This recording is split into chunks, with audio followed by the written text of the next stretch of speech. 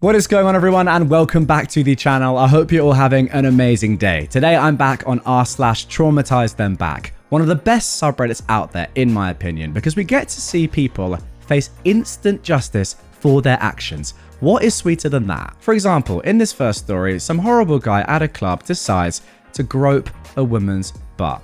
What does she do? She just punches him in the face. Simple as that. Let's get into the story. Grope my backside, get punched in the face. This happened over 20 years ago when I was at university. I was a 21-year-old student studying at a university in a coastal town in the south of England, and I was on a night out with two friends. I wonder if it was the same university in a coastal town in the south of England that I went to. Who knows? There were only two nightclubs in this small town, and they were both of dubious quality. Okay, it definitely could have been. The first club was fairly empty and had zero atmosphere, so we went to the second, which was known to be a bit rough and seedy. I wasn't keen on the idea, but I wasn't very good at countering peer pressure back then. My instincts were screaming at me, no, this is gonna end badly. But not wanting to look like a boring party pooper, not like I give a dang now at 45 years old, I followed like a forlorn sheep that was full of existential dread. Sure enough, the place was packed, but the bloke to bird ratio was about 5-1, meaning that men significantly outnumbered women, and that is never good. It means that as a woman, you are doubly conspicuous and you stand an almost certain chance of being harassed or molested by drunk, horny men. I took a deep breath and went to order my drink. It was a double Jack and Coke. I could really put it away in those days and not wake up with a hangover. Sigh. I'd not even finished my sentence when I felt a hand on my butt. The reaction was automatic and instinctive. I spun round and gave him one with a left hook. It's a punch I'd perfected. I was taught to box by my father. But this punch was a cross between an uppercut and a hook, the latter being often called a roundhouse punch in martial arts circles. And I knocked this drunken pillock on his ass. I'd punched him to the floor. I'd somehow managed to hit him hard enough to knock him off his feet, but not enough to KO him or cause any significant damage. Size-wise, he was about a foot taller than me, but slender. He was no beefcake. Him being so close, it was hard to get the proper momentum, as I couldn't swing my hips to do real damage. He was exceedingly inebriated, so looking back, it would not have taken much to upend him. The element of surprise was on my side. Like the famous Led Zeppelin song, he was dazed and confused. I was still screaming at him. You do that again, I'll have you done for assault. I wasn't expecting his reply. He got to his feet and apologized and gave me a $5 to get myself a drink. I got myself another Lemmy and told him I was keeping the change by way of financial compensation. A $5 could buy a couple of drinks back then.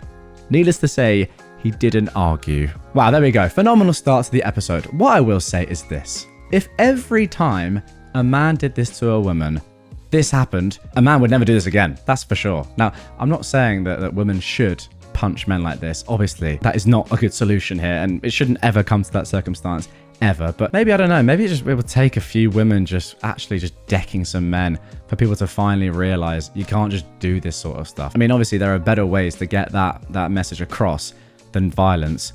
For example, proper sentencing and maybe some more harsher laws put in place. But yeah, a good slap or a punch once in a while, I am all for it. I mean, hopefully you did still call the police, by the way, because this is still illegal. But yeah, great revenge nonetheless. Don't touch my kid's hair. My 8-year-old daughter has very red hair, leaning more towards auburn. She's never cut it. We call it the Long Hair Don't Care Club because mine is pretty long too. Hers though is so long that she has to pull it out from under her when she sits. She loves her hair. So do her father and I. Every redhead knows that in public, people will always try to touch it. Mostly older white ladies. So the story. An older white lady in the grocery store goes to touch her hair. She's used to people trying to touch her and hates it, and very vocally told her, "Don't touch me." I've taught her to be loud about it because it will embarrass and stop most people, but not this lady. A few aisles over, we are picking what type of crackers she wants, when this old female dog comes by again. My daughter has a sparkly pink baseball cap on with her ponytail through the loop. This freaking woman grabbed her ponytail and ran her hand down it and said, "Oh, it feels so nice." I replied, "Well, it should, considering it's a wig and you're complimenting a cancer patient on someone else's hair because she doesn't have any." This woman turned white as a wedding gown. I said, "Stop touching her or I will touch you." Cue the clutching of pearls and turning beet red. She starts to apologize and tries to reach to my kid yet again. My daughter told her, "If you touch me again, I'll bite you." She left us alone after that, but I got a few stink-eyed looks from her for the rest of the time we shopped. We check out, I'm loading my cart, and lo and behold, this female dog was handing my kid a Hershey bar. My kid crossed her arms tight and told her she was allergic, which she isn't, but also lol. So I guess all that hammering of never take an offer from a stranger with candy stuck. Screw that lady. Can I just say, shout out to your daughter, by the way, who at 8 years old is just an absolute boss already. I'm sure she takes after her mother, but goodness me, phenomenal from her. Just to downright lie to this woman and say, no, I'm allergic, I'm not having a candy bar. So good.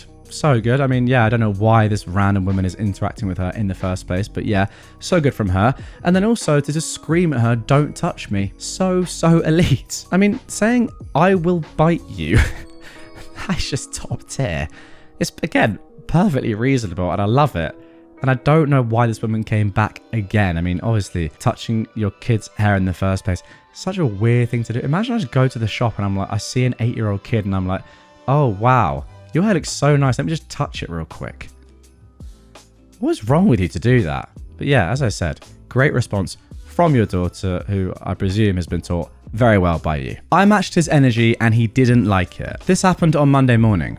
I work in a doctor's office as a receptionist/admin. It's a specialty clinic with many different specialists, so we're constantly busy. Cue Mr. Jerk. He comes into the office and doesn't even wait for my colleague to turn her head before he coughs to get her attention. Because she works for a different specialist, she pointed and directed him to my desk. Oh, joy of joys. I book him in and ask if he has his health card with him. He says yes, then stares at me until I tell him that I need to see it before he can get his testing done. He smiled smugly and said, now you can have it since you asked properly. So I knew what kind of man I was dealing with. He sits in the waiting room and as soon as his butt hits the chair, he starts talking at, not to, the other patients. It starts off with the typical racist trash of how immigrants are taking over and there's no jobs left for real Canadians. And of course, he's got a booming voice, so not only can everyone in our clinic hear, but all the other clinics, including the eye surgery clinic on the other side of our wall, can hear him. I can feel my anger rising, but I just wanted him to get in so he could get out fast. I reached my limit when he said, women don't want to work anymore. All they want to do is spread their legs on OnlyFans.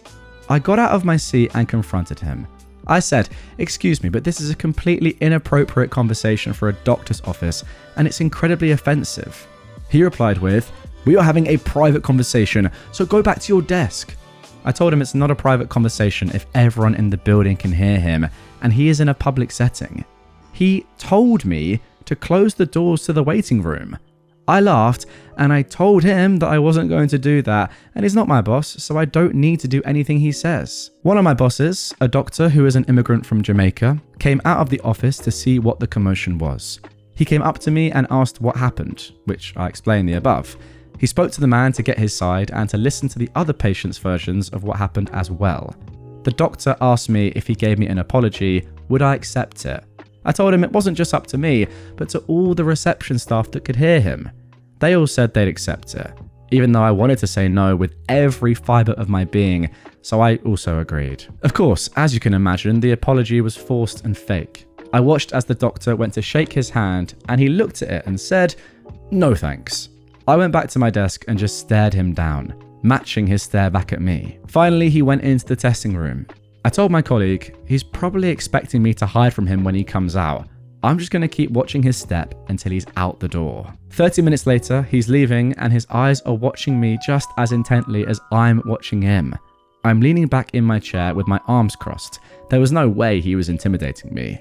As he gets to my desk, he smirks and gives me a condescending wave. Fine, whatever. As he's now got his back to me, I'm still watching him. As he turns to go out the door, he can see me again, so I blew him a kiss. He was so angry.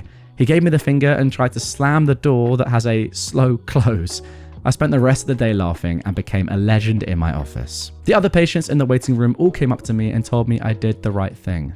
I'm also glad I have amazing bosses who had my back and laughed when I told them the story. Mr. Jerk is not allowed in our office under any circumstances. Let me get this straight. This guy has said women don't want to work anymore in an office surrounded by working women. If that just doesn't prove to you what sort of guy this man is, then I don't know. I don't know what will. Now, I will say this. This guy is an absolute bigot and should never be allowed in anywhere near your institution again. But goodness me, I mean, how do people like this exist? I want to know about this guy. Like, you know, how old is he? What's he done in his life? Is he in a relationship? And with who? There's just so many questions. Why does someone like this have these opinions? It's so dumb. Like, it's actually insane. Even if I was doing like a comedy skit about the most bigoted person I could think of, I don't even know if I'd go to this sort of length. I think it would just be too unbelievable. But clearly people like this exist. And yeah, well done you, OP, for not backing down to him, not giving him what he wants, and standing up to this absolute jerk. Now for our final traumatize them back of this episode. Teacher's poor choice of punishment terrorized my bully better than I ever could have. This isn't the greatest story, but I was thinking about it after reading another thread. This happened when I was in 5th grade in the early 80s. My mother had recently divorced my abusive father, and I was at a new school. I'd be in different ones for several consecutive years. I was overweight and female at a time when that made me fair game for both children and adults to bully me. Somehow, at 10 or 11 years old, it was seen as my choice and poor judgment that made me be overweight, not hormones, stress, poverty, etc.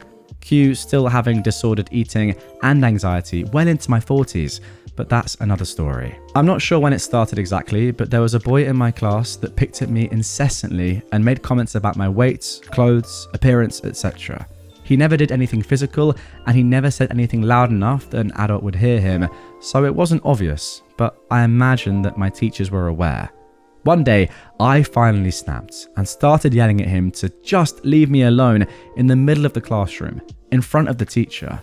My teacher decided that even though up until this point I'd been a quiet, model student, and even knowing this wasn't the first time that I'd been picked on, she didn't care to figure out whose fault this was, and she sent us into a large storage closet together to work it out. The closet was probably a 6x6 space, so not tiny for two 11-year-olds, but I was so scared about being punished at all and so freaked out about being in a confined space with someone abusive that once we were in there, I immediately broke down into hysterical crying and started hyperventilating, and I couldn't stop. He was horrified at my reaction, and I think on some level he may have also understood how unfair it was of the teacher to have chosen that path.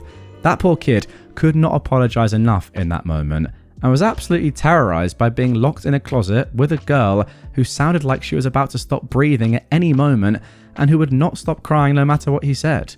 I don't know how long she left us in there together, but that kid was in tears by the time we got out of there and never spoke to me again.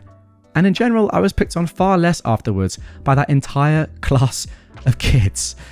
Wow, what a weird story. Yeah, the main thing I have to say here is just the teacher. What is she doing? Like, yeah, 11-year-old kid bullying, not good. It's not good, but, you know, that's not the worst part of this story at all. Why is she putting two kids in a, I don't know what measurement this is, by the way, 6x6, maybe like 6x6 feet, even if it's meters. It's just weird. Why are you getting locked in a room as two 11-year-olds? Is that allowed? Is that school policy?